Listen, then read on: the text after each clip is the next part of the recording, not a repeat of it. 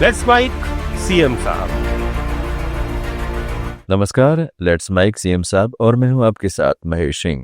हिमाचल प्रदेश के मुख्यमंत्री सुखविंदर सिंह सुक्खू ने ग्रामीण अर्थव्यवस्था को मजबूती देने की बात कही है। उन्होंने कहा है कि खेती और किसानों की आमदनी बढ़ाने के लिए सरकार ने प्राकृतिक खेती से उपजे उत्पादों पर न्यूनतम समर्थन मूल्य लागू किया है। इससे किसानों को अपनी उपज का उचित मूल्य मिलना शुरू हो गया है। सीएम सुक्खू ने कहा है कि हिमाचल का यह मॉडल पूरे देश में एक सफल उदाहरण बन गया है। उन्होंने बताया कि केंद्र सरकार के वरिष्ठ नेताओं, जिनमें केंद्रीय गृह मंत्री और गुजरात के राज्यपाल भी शामिल हैं, ने इस पहल की सराहना की है।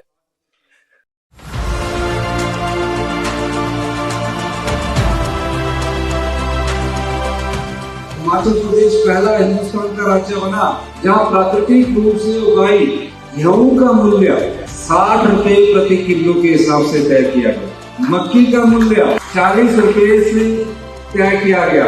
प्राकृतिक रूप से उगाई हल्दी 90 रुपए प्रति किलो के हिसाब से तय किया गया। और जो हमारे ट्राइबल बेल्ट है, पानी है, लाहौल स्पीति है, वहाँ सरकार जो 60 रुपए किलो के हिसाब से की। गृह मंत्री ने भी ये प्रशंसा की हमारी। गुजरात के गवर्नर ने भी कहा कि पहली बार हिमाचल राज्य प्राकृतिक खेती में सबसे ज्यादा सिक्किम के बाद आगे आ रहा है।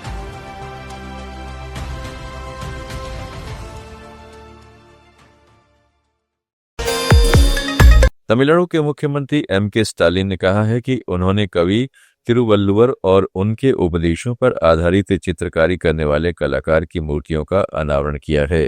सीएम स्टालिन ने एक ट्वीट में लिखा कि कुरल मार्ग दिखाने वाले वल्लुवर और कुरल चित्र रचने वाले कलाकार दोनों की मूर्तियों का अनावरण किया। उन्होंने बताया कि यह कार्यक्रम तमिल संस्कृति और तिरुवल्लुवर की शिक्षाओं को सम्मान देने के उद्देश्य से आयोजित किया गया।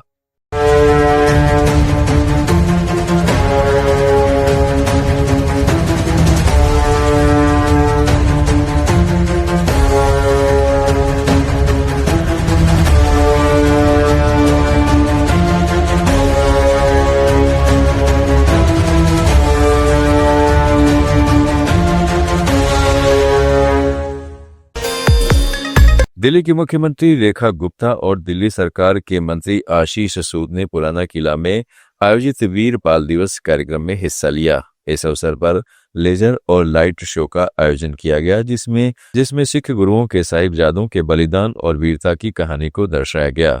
कार्यक्रम में बड़ी संख्या में लोग शामिल हुए और देशभक्ति के माहौल में वीर बाल दिवस की याद में श्रद्धांजलि दी गई।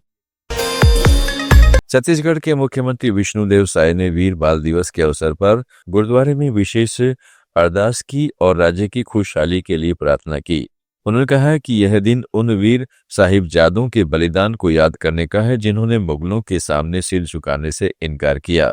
मुख्यमंत्री साय ने बताया कि हर साल इस दिन में गुरुद्वारे आकर श्रद्धांजलि अर्पित करते हैं। उन्होंने कहा है कि साहिबजादों की बहादुरी और बलिदान से नई पीढ़ी प्रेरित हो, इसके लिए उनकी कहानी को राज्य के स्कूली पाठ्यक्रम में शामिल किया गया है। आज 26 दिसंबर है, वीर बाल दिवस है और इस अवसर पर गुरुद्वारा में वाहेगुरु जी का दर्शन किए हैं और उनसे छत्तीसगढ़ की खुशहाली की कामना किए हैं। और गुरु गोविंद सिंह जी के जो चारों शहजादे, जिन्होंने अपनी धर्म के लिए, अपनी आस्था के लिए मुगलों के सामने में झुके नहीं और अपना बलिदानी स्वीकार किए, तो आज उनके शहादत को भी हम लोगों ने नमन किया है। और हम हर साल गुरुद्वारा में इस अवसर पर आते हैं और इस अवसर के लिए हम देश के प्रधानमंत्री नरेंद्र मोदी जी को भी धन्यवाद देना चाहेंगे, जिन्होंने 26 दिसंबर को वीर बाल दिवस के रूप में घोषित किया और आज पूरा देश वीर बाल दिवस मनाता है। पाठ्यक्रम में भी असर हाँ, तीसरी कक्षा के पाठ्यक्रम में भी हमारे साहबजादों के शहादत को शामिल किए हैं, ताकि हमारी आने वाली पीढ़ी, हमारे बच्चे पढ़ें और उससे प्रेरणा लें। उत्तराखंड के मुख्यमंत्री पुष्कर सिंह धामी ने सख्त हिदायत दी है कि राज्य में धर्म की आड़ में पाखंड, ठगी और राष्ट्र विरोधी गतिविधियों को अब बर्दाश्त नहीं किया जाएगा। उन्होंने कहा कि ऑपरेशन कालनेमी के तहत ढोंगी बाबाओं, फर्जी साधुओं और अवैध तरीके से रह रहे बांग्लादेशी घुसपैठियों पर सख्त कार्रवाई जारी है। सीएम धामी ने कहा है कि अब तक 10 बांग्लादेशी नागरिकों को देश से बाहर भेजा जा चुका है, जबकि अन्य मामलों में कानूनी कार्रवाई हो रही है। उन्होंने स्पष्ट किया कि यह अभियान किसी धर्म या समुदाय के खिलाफ नहीं, बल्कि राज्य की कानून व्यवस्था, सुरक्षा और आस्था की रक्षा के लिए चलाया जा रहा है। देवभूमि उत्तराखंड में धर्म के आड़ में पाखंड, ठगी और राष्ट्र विरोधी गतिविधियां अब नहीं चलेंगी। ऑपरेशन कालनेमी के तहत ढोंगी बाबाओं, फर्जी साधुओं, छद्म भेषधारियों के साथ साथ अवैध रूप से रह रहे बांग्लादेशी घुसपैठियों के खिलाफ कड़ा एक्शन लिया जा रहा है। अब तक 10 बांग्लादेशी नागरिकों को डिपोर्ट किया जा चुका है और शेष मामलों में गिरफ्तार कर विधिक कार्रवाई जारी है।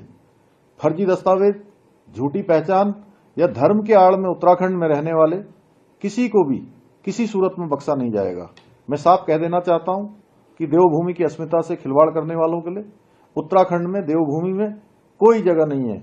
यह किसी धर्म या समुदाय के खिलाफ नहीं है, किसी वर्ग के खिलाफ नहीं है, बल्कि कानून, सुरक्षा और आस्था की रक्षा का अभियान है और ये निरंतर चलता रहेगा। हरियाणा के मुख्यमंत्री नायब सिंह सैनी ने गुरु तेग बहादुर और उनके परिवार की कुर्बानी को भारतीय इतिहास में अनुपम उदाहरण बताया है। उन्होंने कहा है कि साहिबजादों ने राष्ट्र और धर्म की रक्षा के लिए जो बलिदान दिया वह प्रेरणादायक है। सीएम सैनी ने बताया कि वीर बाल दिवस पर राज्य स्तरीय कार्यक्रम का आयोजन किया गया, जिसमें गुरु तेग बहादुर जी की शिक्षाओं और त्याग को श्रद्धा से याद किया गया। उन्होंने कहा है कि गुरु तेग बहादुर जी के 350वें शहीदी वर्ष के अवसर पर हरियाणा सरकार ने वर्ष भर कई कार्यक्रम आयोजित किए हैं, ताकि नई पीढ़ी को उनके जीवन मूल्यों से जोड़ा जा सके। गुरु तेग बहादुर जी के परिवार ने जो एक बड़ी कुर्बानी दी है, वो इतिहास में इतनी बड़ी कुर्बानी कहीं दिखाई भी नहीं देती। जिन्होंने इस धर्म और राष्ट्र की रक्षा के लिए महाकुर्बानी दी है, ऐसे सर्वंशदानी, ऐसे साहिबजादे, उनकी याद में आज वीर बाल दिवस के अवसर पर ये राज्य स्तरीय कार्यक्रम का आयोजन हुआ था और इस कार्यक्रम में मुझे शीश नवाने का अवसर मिला है।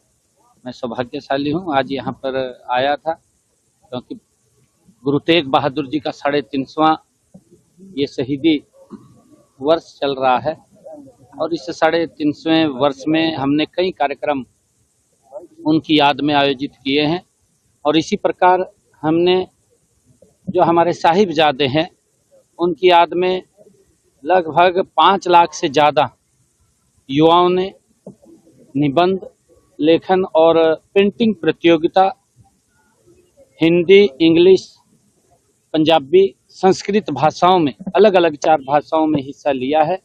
आज उनको सम्मानित करने का भी अवसर मिला है। मैं साहिबजादों को, जिनके कारण आज हम खुली हवा में सांस ले रहे हैं, मैं उनको नमन करता हूँ, प्रणाम करता हूँ। सीएम साहब में इतना ही, जुड़े रहिएगा लेट्स माइक के साथ।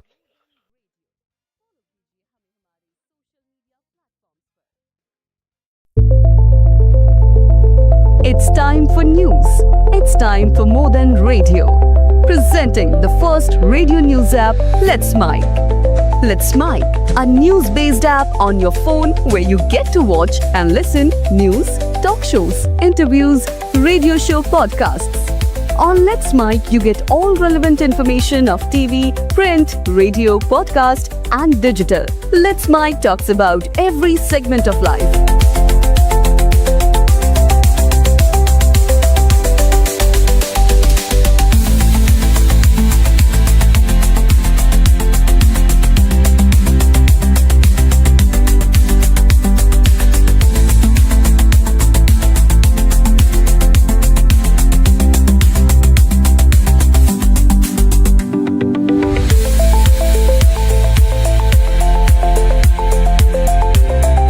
Download the app now from Play Store. Available both on Android and iOS mobile phones. Follow us on YouTube, Instagram, Twitter, LinkedIn, Facebook, Telegram, WhatsApp, Snapchat. Let's talk, let's connect, and let's Mike.